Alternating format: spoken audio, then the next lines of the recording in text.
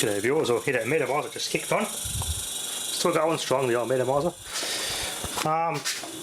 This fish is working very well. It does not miss a beat, it works extremely well, so I'm going to lacquer the circuit boards in that. I've already lacquered the circuit boards on this one. Clean out this switch. Someone must have had this apart previously to do work on it. That liner behind here was missing and it was crap in that switch, so I fixed all that. This thing's working quite well. I've also scored another valve radio project. It's a 615T Radiola. I did a quick power up test on it on a ballast. And this electrolytic here on top of the chassis is shorted. So yeah, so that's put a lot of stress on the audio and output valves. As soon as I send that capacitor hot, I shut it off and their valves are getting audio amplifier and the rectifiers are getting a bit hot. That's not good. So there, so we've got, I'm assuming it's an 8 microfarad. I can't really see any markings on it though. That capacitors over go, I got to test all these ones. They're the old MSP, manufacturer's special products. They make speakers in the later years, that company. AWA capacitors, they're all not cracked. None of those black caps are cracked. No, none of those black caps are cracked. I'll get that out and do a test on that one. The paper wax. Another paper wax. Well, I'll place that electrolytic there, take it out of the circuit and replace that, and we'll go from there. I'll do a quick look on the back of it though, upright, and we'll see what it looks like. This thing is all original, apart from that valve, power cord. All original. You know, they got a aristocrat capacitor there. I've got to check that one. That's a, what's that? That's a 16 microfarad.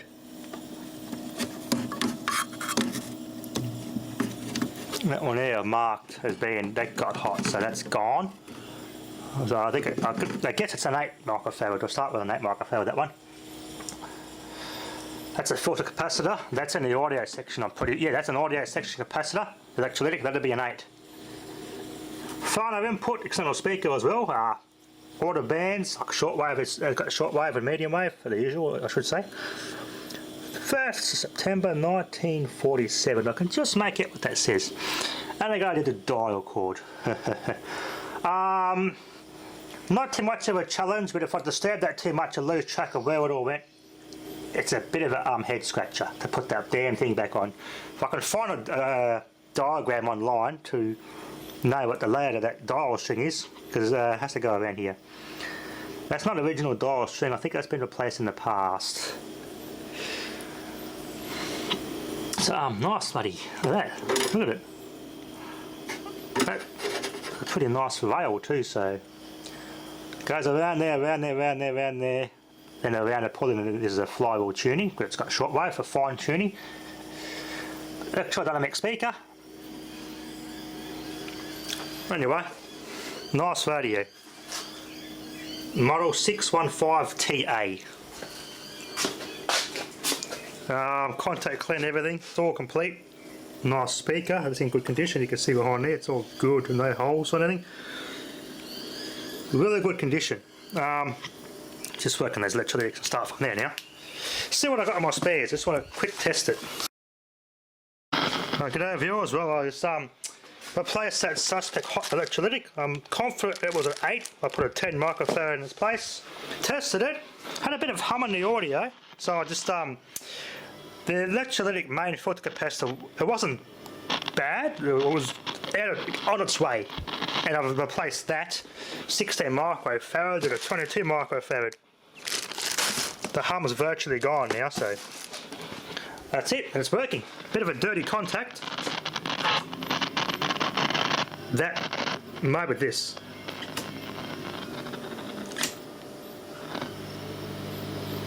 I think it's this switch. That noise can be suspect of a microcapacitor, but all I'll do is change 2 electrolytics and it's working. Bloody loud. So it's working. I'll monitor temperatures and everything, no resistors or anything, they're getting hot. I didn't use a thermal camera, I was careful with my finger. as I turned the radio off, of course, just touched, went by feel. Not a safe method, but I only did it if you know what you're doing. If I had a thermal camera, it'd be different.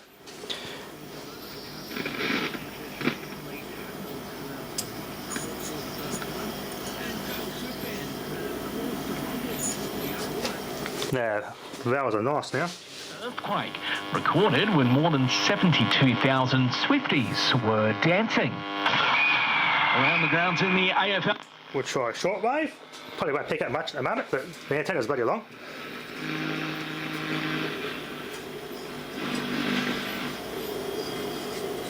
Need to fine tune this on shortwave like this. It is working. The main thing now is a bloody wireless dial cord. I've got to track down a diagram, or just go by looking at it. There's going to be a bit of a head scratcher. It's never fun doing dial cords, especially when you don't have the diagram in front of you. 1278.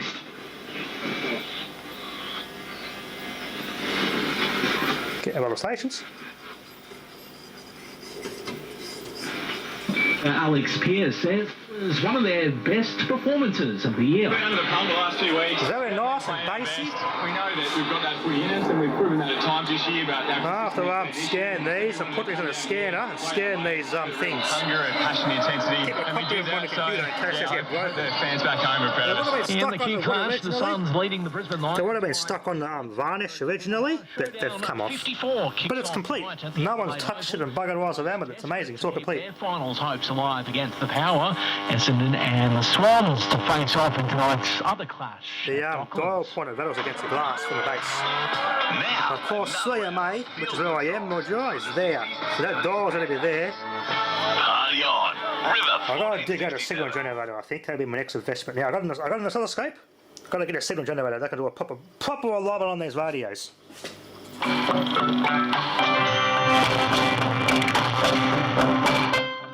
Love the classics. Anyway, it's working quite well. Minimal amount of work on it. It's working very well. No distortion in the audio. That it's actually disappeared. So it's probably that switch. Beautiful. The shaft on that has 10 whiskers all over it. But I've contact cleaned that again anyway, and I'll do it again and just give it a good work. The pot's good. Pot's good. Anyway, the bit of veneer's come off, but as with this one too, long-term project, but I have to sand it back and redo it. This will probably be no different. If I can give it a fine sand and re-lacquer, this will be all this thing actually needs. But I'll have to get this veneer on this side though. If I re-veneer it, I'll have to get it to look the same, make it all look the same. What a nice radio. Got it for a damn good price too. It's the dial string's going to be a bit of a problem. Yeah, I'll have a go, but chances are I'll put the dial cord on and get it all working, and it'll work normal, but the dial will go the wrong way. No, my luck. The last two radios I've each done, the dial spins the wrong way, so the needle points opposite to where the station is on the dial. No hum. So that capacitor, although it was working, wasn't getting hot, it had a bit of hum left in the audio, so that's been taken out of the circuit, and that one there was dead short. So they're taken out of the circuit now, and actually this thing sounds good. The speaker carries a good nick.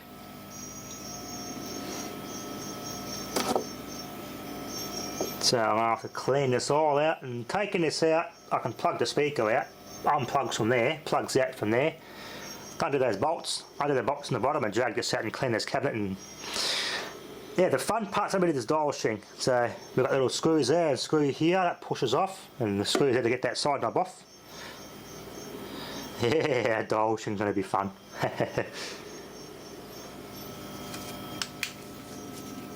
No red plating, that's good. You don't want to see a red plate in the valve, that's a bad sign. Anyway, phonograph input, I put some sort of input thing there for mono input, and I get an input that converts stereo to a mono, so you can plug your phone and things into this and listen to MP3s on this thing. Even with a Bluetooth thing you can plug in there. External speaker, which has to be 3 ohms, which I've got one in the cupboards there somewhere to plug into this. Pretty cool. Dial lamps blown. I've got plenty of those.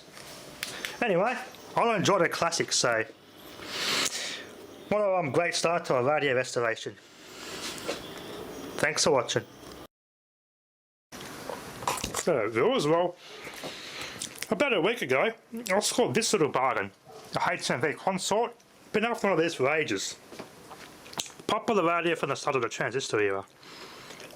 Very good performer. All Australian made. Yeah, it's an Australiana. Look at that, eh? Australian song on an Australian made radio. Australian radio all around. Well, I've initially tested it on this. It was crackly and distorting and doing all sorts of funny things. I checked all the pots. It came good. I ramped the current up slowly on it and the voltage slowly. It actually came good. I was expecting a transistor to have 10 whiskers, which causes that normally crackly kind of sound, but no, actually, it's good. To always see something. There's still a lot of them around in the world. They're the old, it's from the start of the transistorized era. So the transistors in this are all germanium. This predates silicon. So I found me a pretty good switch mode wall wart. I hooked it up to a connector and adapted it to the battery T76P everyday battery connector, coupled it to an adapter that this plugs into, and that just goes and clamps inside there neatly. I was expecting this wall wart to make all sorts of RF. It's actually not too bad. Shenzhen Hengxin Network Technologies Limited, 9V 1 amp. It's for an router of some description, but it's actually got a good clean audio. This doesn't generate any RF either. It's a beauty about this power supply. It's quite a good one. Manson make decent power supplies. If you want something Chinese, get a Manson. They've actually got a good reputation. This is an older model though. These are it's all linear based, which is what you want. You don't want that switch mode crap. Too much to go wrong, and when they do want to make noise and they break, this breaks, you can fix it easy. A couple of my local business, computer business, which went out of business, it's long gone now. So the guys who founded it died off, and one that was working there for years moved away, and they shut up shop. And did a big clean it, and I scored this. Let's replace the binding posts on it. Good power supply. Anyway, this thing runs really well. I'm going to plow it a little bit. It's coming good. That one works extremely well. It's the same battery as my Astor. That little one here. The late great Ed Aussie 50 sent me. Yeah, Aussie 50 sent me this one. This works very well still to this day, but it's extremely loud. Unusually loud, so I'm going to have to investigate that. Not so much to start it, but it's real loud. Another thing I've got to keep in mind with these cords on these radios, they attack the plastic. I've had to change it on my Chrysler Twin Fire to a nice cloth cord. I find these cords, they eat the plastic, they react, so always go to these braided cloth cords. I've tested these radios every now and then to make sure they stay operational, so this is my other one I've restored. Scored this about two and a half weeks ago. It's a nice AWA. Replaced bunch capacitors and clean the voice coil on the speaker and a crack in the cone. It sounds good. Good performer. Missing the bloody tuning knob, but that looks almost original, but it's just the colour's wrong. Worked extremely well. Was replaced all the capacitors. It worked initially when I first got it, but it was distorted and it was just crackly, and it had the familiar leaking capacitors, which you can, if you've worked with valve radios in the past, you know that leaky capacitors can do the valves, and they're designed to block DC in the valves, as how valve radios normally operate. And when those paper wax capacitors fail, they can let DC into the valves, and valves are like that, and you get that distortion in the audio, and that's what that radio was doing. So that's had a full recap. All resistors actually weren't actually too bad at all, so within spec. But as I said, as I was back on the transistor radios, this also uses the same sort of transistors that does. the OSC series Philips transistors, germaniums. I adapted that, but that's just so I could plug a little thing into it. I had a wall wart with an elbow that plugs into it and it sits low. So this one still works very, very well, but it's just stupidly loud. So I'll have to investigate that at some stage. Yeah, that's it. Yeah, I do play these radios from time to time, so they don't just sit there. This like works extremely well. But these consorts are a very good performer, even in their day when they were new. Very good radio, very good performing radios. I had it cranked up, and the amps didn't go much over 1 amp when this was cranked up loud with a lot of bass, so it doesn't need as much power. So, well, chose a wall wart accordingly with 1 amp maximum output, and it's actually happy. It runs it nicely. So you go, plug in a car aerial, plugs into that, like the back of a car head unit, same sort of connection. The most modern European style car units are different. That's your traditional car head unit aerial socket there, which I'll often make up an adapter for in the house and in the car. I can plug into that and get long stations. The bar antenna is about that long in there. It's got a very good antenna inside this. It's a very good performer. Oh, the classics. Party night tonight at the local AM radio station. Love the classics. Anyway, so yeah, been a bit of a long drought of Valve radios the last couple of years, so I'm getting back into it. As well as antique fridges and the usual thing. Yeah, the odd Valve radio comes up again, so I'll jump on the opportunity whenever I get the opportunity. I jump on it.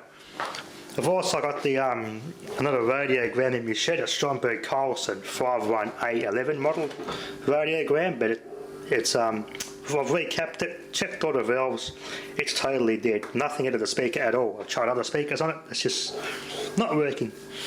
But that may be a parts unit, I'm not sure.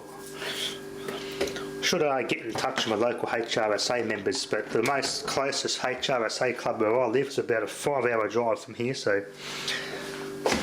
there's not many people in my town where I live that actually restore Valve radios. I'm probably the only one. The shop where I bought this from, I left them my number because they get people asking them all the time, who fixes Valve radios? So they sell the odd one and transistor radios too. And then, yeah, I just gave them my number, so I'll pick up work here and there every now and then, fixing other people's Valve radios. Anyway, maybe enough for now. Nothing else happening much. Anyway, waffle. Thanks for watching.